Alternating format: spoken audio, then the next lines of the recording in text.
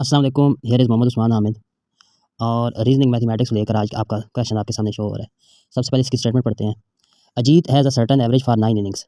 In the 10th inning he scores 100 runs thereby increasing his average by 8 runs.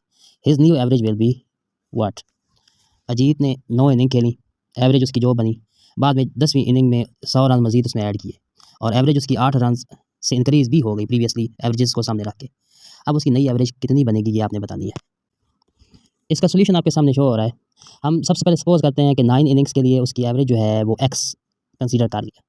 Previous question के अंदर भी मैंने बताया था जब आपने एवरेज कंसीडर कर लेनी है तो टोटल निकालेंगे तो जितने ऑब्जेक्ट्स होंगे उन्हें आपने एवरेज से मल्टीप्लाई कर देना होता है। So in second line Ajit scored 9x runs in 9 innings, मतलब एक्स अगर उसकी एवरेज है 9 इनिंग्स के अंदर तो एज अ होल उसकी टोटल स्कोरिंग कितनी हो गई 9x।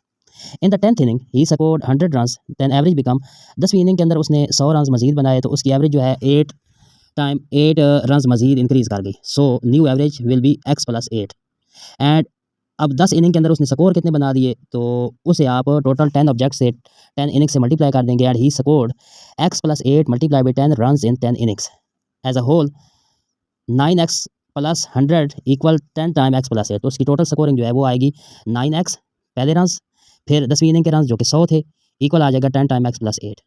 अब जस्ट इस एक्सप्रेशन को सॉल्व करना है। 9x प्लस 100 इक्वल आ जाएगा 10x प्लस 80। इसको मजीद सॉल्व किया तो x आपके पास 20 आ जाएगा।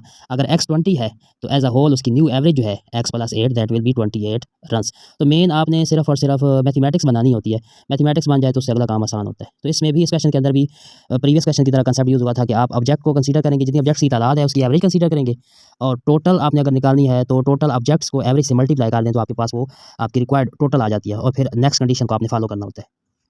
ये इसका आंसर 28 रन आएगा।